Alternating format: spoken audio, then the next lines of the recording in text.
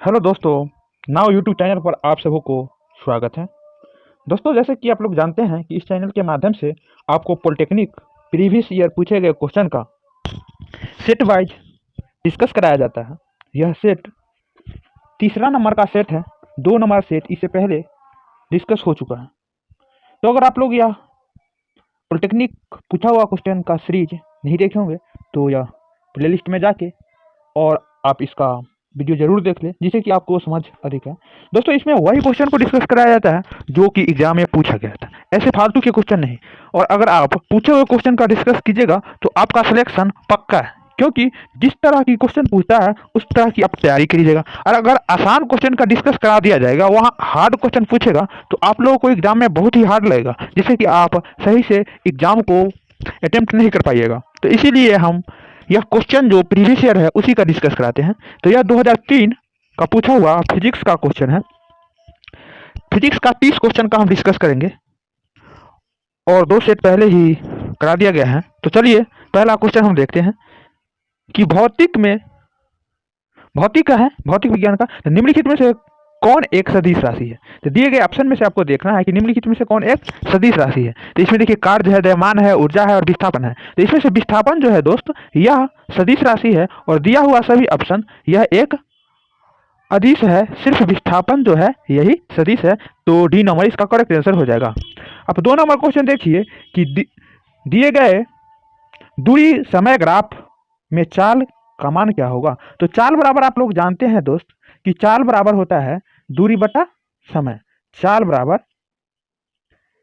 बराबर जानते हैं कि चाल बराबर होता है दूरी बटा समय।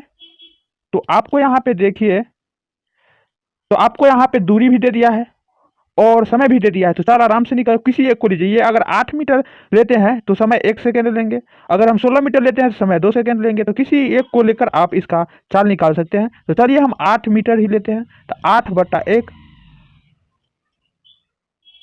ये 8/1 होगा मीटर पर सेकेंड में। तो ये इसका चाल जो आ जाएगा 8 मीटर प्रति सेकेंड आंसर हो जाएगा। तो ये ए नंबर आंसर करेक्ट हो जाएगा। इसका ऑप्शन नंबर ए करेक्ट है। अब आगे चलिए 3 नंबर क्वेश्चन देखिए। यदि सरल रेखा में 40 मीटर पर सेकेंड की चाल से गतिशील किसी वस्तु का त्वरण 4 मीटर पर सेकेंड स्क्वायर है तो 3 सेकेंड बाद उसकी चाल क्या होगा। तो आप जानते हैं कि चाल निकालने के लिए हमें दूरी और समय दोनों चाहिए। तो यहाँ से पहले सबसे पहले हमको दूरी निकालना पड़ेगा। तो दूरी निकालने के लिए आप यह सूत्र जानते हैं कि यू स्क्वायर बराबर भी स्क्वायर बराबर, दोस्तों आप लोग यह सूत्र भली भांति ही जानते होंगे कि भी स्क्वायर बराबर यू स्क्वायर प्लस 2GS। अब यहाँ पे S जो है दूरी है। तो आप यहाँ से कीजिएगा दोस्त कि V का मान तो आपको दे दिया है 40 मीटर पर सेकेंड, तो 40 का स्क्वायर, 40 का स्क्वायर हो जाएगा। और U प्रारंभिक वेग 0 होगा, क्योंकि जब यदि यह सरल रेखा में स्टार्ट हुआ तो इसका चाल 0 ही था। तो इसीलिए ये 0 हो जाएगा। और 2GH आपको 2 जो है, ये 2 तो कांस्टेंट 2 रहेगा और आपको G का मान 9.8 होता है,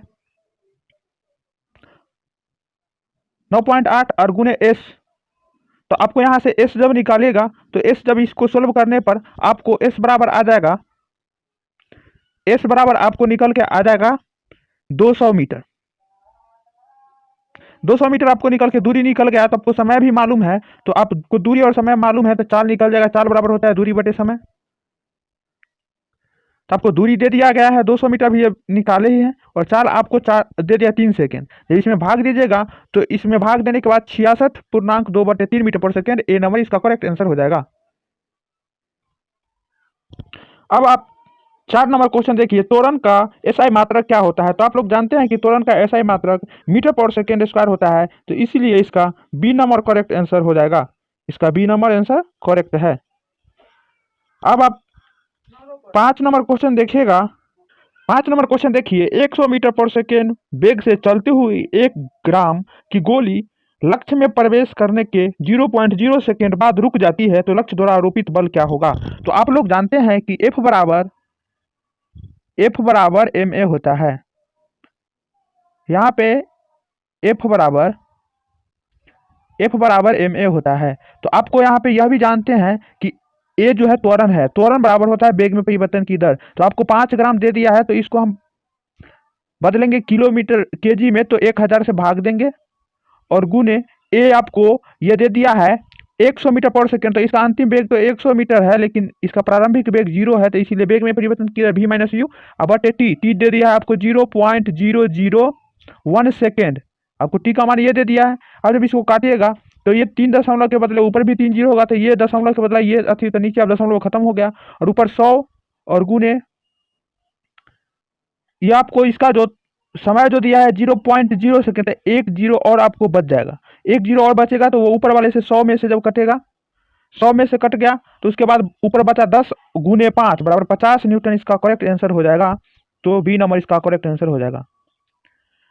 किसी असंतुलित बल द्वारा किसी पिंड में उत्पन्न त्वरण है, असंतुलित बल है, यह एक असंतुलित बल है, तो बल के अनुक्रमानुपाती होता है, तो बी नंबर इसका करेक्ट आंसर हो जाएगा। अब 7 नंबर देखिए, किसी गतिशील पिंड का वेग आधा कर देने पर उसका संवेग क्या होगा।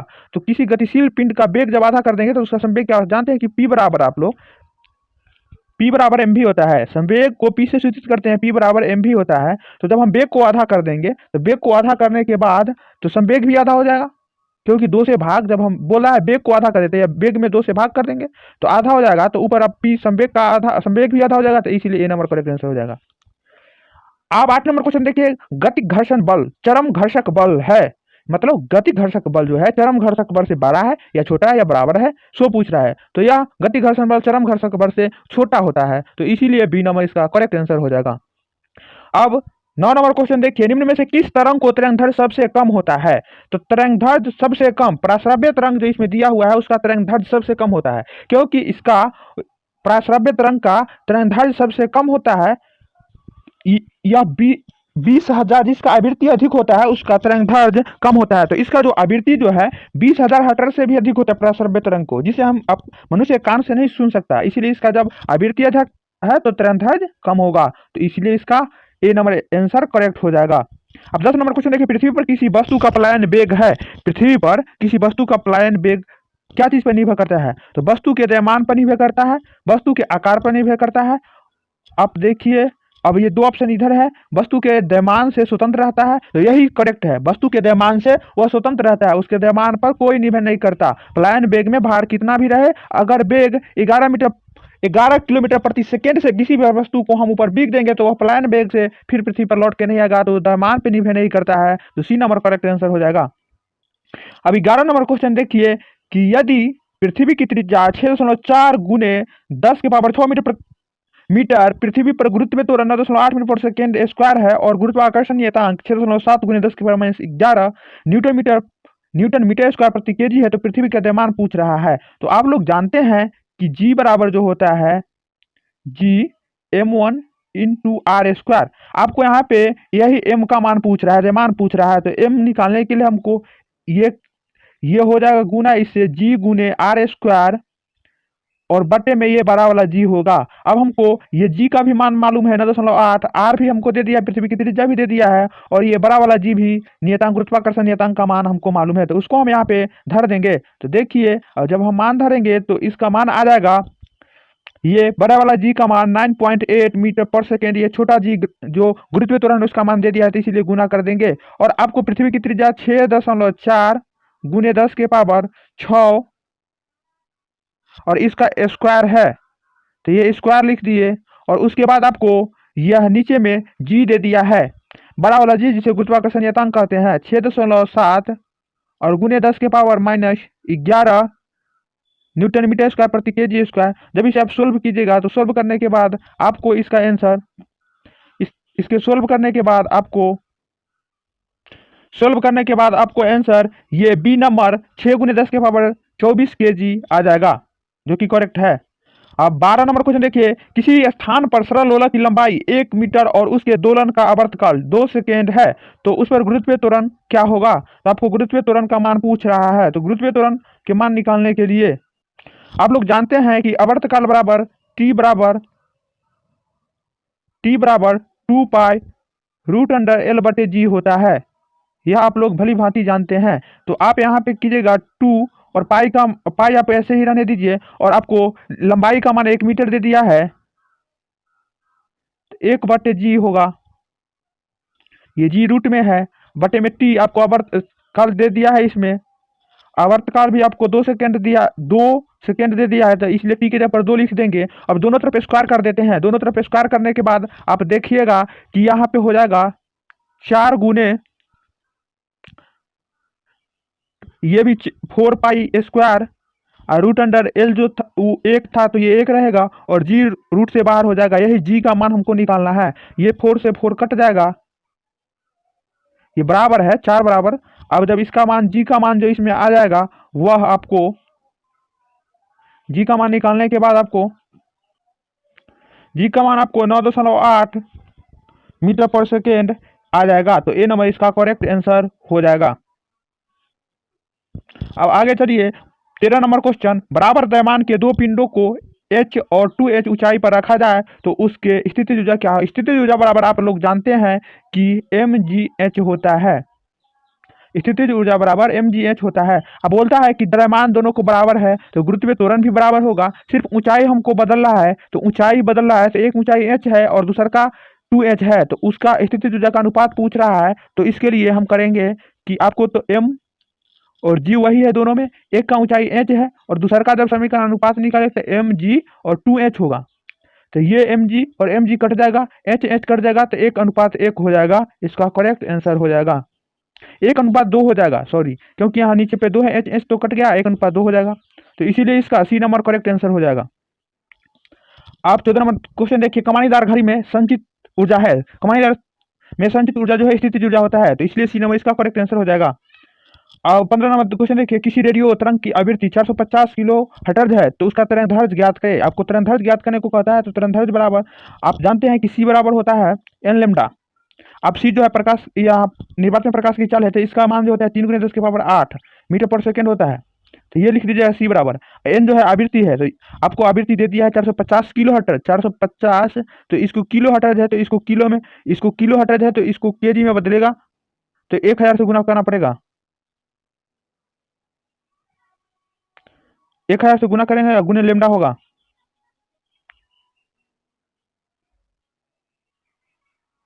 अब उसी का मान जानते ही हैं, 3×10⁸ मीटर पर सेकेंड होता है। और आप इसमें देख सकते हैं कि आपको 450 गुने 1000, क्योंकि किलो हर्ट्ज में है, और गुने आपको ये लेमडा, तरंगदैर्ध्य को लेमडा से सूचित करते हैं। आपको लेमडा का मान ज्ञात करना है, तो लेमडा का जब मान ज्ञात कीजिएगा तो आपको काट कूट के अभी जिसको तरंगदैर्ध्य कहते हैं 6.67 गुने 10⁻² मीटर आ जाएगा, इसीलिए इसका ए नंबर करेक्ट आंसर हो जाएगा। 16 नंबर की ध्वनि तरंगे है, ध्वनि तरंगे पूछ रहा है कि अनुदैर्ध्य तरंगे है या अनुप्रस्थ तरंगे है, या अनुप्रस्थ या अनुदैर्ध्य दोनों है, तो यह जो है ध्वनि एक अनुदैर्ध्य तरंगे है, तो ए नंबर इसका करेक्ट आंसर हो जाएगा। अब 17 नंबर क्वेश्चन देखिए, प्रतिध्वनि का कारण है। प्रतिध्वनि जो हम सुनते हैं, जैसे बोलते हैं आप, तो ध्वनि फिर आपको टकरा के जो सुनाई देता है, तो उसे परावर्तन के कारण बोलते हैं। जैसे कुआं में हम अगर मुंह करके कुआं के नीचे आवाज देते हैं तो फिर रिटर्न आवाज आता है, तो परावर्तन के कारण आता है, इसे ही प्रतिध्वनि कहते हैं, तो सी बी नंबर इसका करेक्ट आंसर हो जाएगा। अब 18 नंबर क्वेश्चन देखिए, निम्नलिखित में से कौन सा कथन सही है। तो कार्य और ऊष्मा में कोई संबंध नहीं है, यह गलत है। कार्य और ऊष्मा आपस में संबंध है, तो यह सही है, क्योंकि कार्य और ऊष्मा आपस में संबंधित है, तो बी नंबर इसका करेक्ट आंसर हो जाएगा। अब 19 नंबर क्वेश्चन देखिए, ऊष्मा का एसआई मात्रक क्या है। तो ऊष्मा का एसआई मात्रक आप लोग जानते हैं कि ऊष्मा का एसआई मात्रक जूल है, तो ए नंबर इसका करेक्ट आंसर हो जाएगा। अब 20 नंबर क्वेश्चन देखिए, किसी ताप पर किसी पदार्थ का ताप सेल्सियस और फ़ारेनहाइट मापने में समान रहता है, तो वह सेल्सियस और फ़ारेनहाइट -40 डिग्री सेल्सियस पर दोनों एक समान रहते हैं, तो इसीलिए ए नंबर करेक्ट आंसर हो जाएगा। ठोस पदार्थ का उपयोग कर थर्मामीटर प्रायः नहीं बनाए जाते हैं, क्योंकि क्यों नहीं बनाए जाते हैं। थर्मामीटर बुखार जांचने वाले, हम उसमें ठोस पदार्थ नहीं द्रव पारा भर देते हैं, तो इसीलिए, क्योंकि उसमें जो बी नंबर इसका करेक्ट आंसर होगा, होने का रीजन यह है कि प्रति डिग्री ताप परिवर्तन में ठोस की लंबाई में बहुत ही कम परिवर्तन होता है, इसीलिए हमको ठोस का प्रयोग नहीं करके द्रव का प्रयोग करते हैं। 22 नंबर क्वेश्चन देखिए, 100 ग्राम पानी का 5 डिग्री सेल्सियस से 95 डिग्री सेल्सियस तक बढ़ाने में कितनी ऊष्मा खर्च होगा। तो आप ऊष्मा बराबर जानते हैं, क्यू बराबर होता है, क्यू बराबर आप जानते हैं कि एम सी और डेल्टा टी वह है जो ताप में परिवर्तन हुआ है, ये 5 से यह जो 95 हुआ है वो है। तो एम का मान आपको मालूम है कि 100 ग्राम दिया हुआ है, तो इसको केजी में बदलिएगा कि तो 100 केजी को जब 100 ग्राम को केजी में बदलेगा तो 1000 से भाग देना पड़ेगा। आपको सी का मान, ये गुप्त ऊष्मा दे दिया है 4200 जूल, तो उसको भी यहाँ पे लिख दीजिएगा 4200 सी का मान। आपको डेल्टा टी दिया है, परिवर्तन जो ताप में परिवर्तन जो हुआ है वह 0 से 95 हो गया है, मतलब कि 90 का परिवर्तन हुआ। तो ये इसमें भी 90 से गुना कीजिएगा। जब सबको आप काटने के बाद आपको आंसर 37, जब सबको आप गुना कीजिएगा तो इसका आंसर 37,800 जूल आ जाएगा। तो बी नंबर इसका करेक्ट आंसर हो जाएगा। आप देखिए 23 नंबर है, वाष्प के द्रवण में होता है। वाष्प के जब द्रवण होता है तो क्या होता है, उसमें ऊष्मा का अवशोषण होता है या ऊष्मा का उत्सर्जन होता है, या ताप बढ़ता है या ताप घटता है, तो उसमें ऊष्मा का उत्सर्जन होता है, इसीलिए बी नंबर इसका करेक्ट आंसर हो जाएगा। अब 24 नंबर क्वेश्चन देखिए, पेट्रोल इंजन को दी गई ऊष्मा की लगभग कितनी प्रतिशत ऊष्मा यांत्रिक ऊर्जा में परिवर्तित होता है। तो यह 25% ऊर्जा पेट्रोल ऊर्जा का यांत्रिक ऊर्जा में परिवर्तन होता है, तो इसका बी नंबर करेक्ट आंसर हो जाएगा। अवतल दर्पण में अगर वस्तु को फोकस और पोल के बीच में रखा जाए तो प्रतिबिंब की स्थिति क्या होगी। फोकस और पोल मतलब पोल ध्रुव को बोलते हैं कि बीच में रखा जाएगा तो वस्तु जो है फोकस और दर्पण के पीछे बनेगा। वह फोकस और बीच में जब रखा जाता है वस्तु को, वह दर्पण के पीछे बनता है और वस्तु का आकार सीधा रहता है। तो डी नंबर करेक्ट आंसर हो जाएगा। एक इलेक्ट्रॉन का आवेश 106 × 10⁻⁻19 कूलम्ब है। यदि किसी चालक में 1 एम्पीयर की धारा प्रवाहित हो तो 1 सेकेंड में प्रवाहित होने वाले इलेक्ट्रॉनों की संख्या है। आपको 1 सेकेंड में होने वाले इलेक्ट्रॉनों की संख्या पूछ रहा है, तो आप इसके लिए जानते हैं कि Q बराबर होता है Ne। Q बराबर Ne, N जहां इलेक्ट्रॉनों की संख्या है और E इलेक्ट्रॉन है, और Q बराबर ही जानते हैं कि आप Q बराबर होता है, Q बराबर ही दोस्तों आपको इसमें जानते हैं कि Q बराबर तो Ne होता ही है, और Q बराबर ही आपको I/T होता है। I जहां विद्युत धारा है और T समय है, तो आप जब Q दोनों बराबर है तो इसी के हम बराबर कर देते हैं। काहे ना दोनों को बराबर कर दे, I/T बराबर Ne, क्योंकि जब दोनों एक दूसरे के बराबर है तो I/T बराबर Ne। तो आप यहाँ धर दीजिए, I का मान आपको 1 एम्पियर दिया है तो ये 1 एम्पियर, आपको समय जो दे दिया है समय 1 सेकेंड है तो ये बटा में 1, और Ne N, और गुने आपको इलेक्ट्रॉन का मान दे दिया है 106 × 10⁻⁻19, तो यहाँ पे रख देंगे उसी को, -19 जब रखेगा तो N का मान आपको निकल के आ जाएगा, N का मान आपको 625 × 10⁻16, तो इसीलिए इसका बी आंसर करेक्ट आंसर हो जाएगा। बी नंबर करेक्ट आंसर हो जाएगा। 27 नंबर क्वेश्चन देखिए, मानव नेत्र में निकट दृष्टि दोष को दूर करने के लिए उपयोग आने वाला लेंस होता है। मानव नेत्र में निकट दृष्टि दोष के लिए अवतल, इसमें जब निकट दृष्टि दोष हो तो उसमें अवतल लेंस का ही हम प्रयोग करते हैं, तो बी नंबर करेक्ट आंसर हो जाएगा। 28 नंबर क्वेश्चन देखिए, माइक्रोफोन में किस प्रकार का ऊर्जा रूपांतरित होता है। तो माइक्रोफोन में जो होता है ध्वनि ऊर्जा को विद्युत ऊर्जा में बदलते हैं, तो इसलिए बी नंबर इसका करेक्ट आंसर हो जाएगा।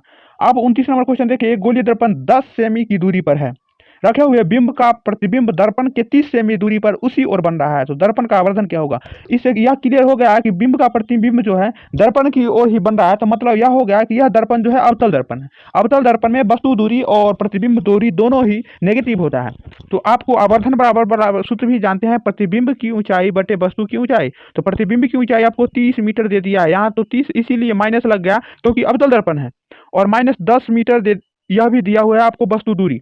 तो यू प्रतिबिंब की दूरी बटे वस्तु की दूरी बराबर आवर्धन क्षमता है। जब इसको काटिएगा तो माइनस से माइनस कट जाएगा, और ये 0 से 0 कटेगा तो ये 3 बच जाएगा, तो इसका आवर्धन जो हो जाएगा 3 हो जाएगा, तो इसीलिए ए नंबर आंसर करेक्ट हो जाएगा। अब 30 नंबर क्वेश्चन देखिए, 1.5 वोल्ट वाले सेल से 15 ओम का प्रतिरोध जुड़ा हुआ है, तो धारा का मान पूछ रहा है।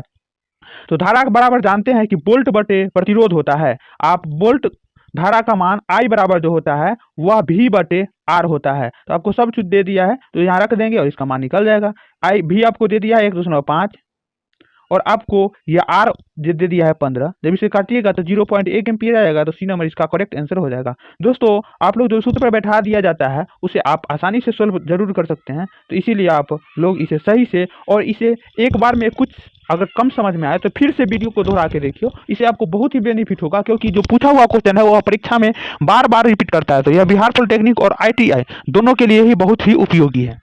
चलिए दोस्तों, फिर हम अगले वीडियो में मिलते हैं।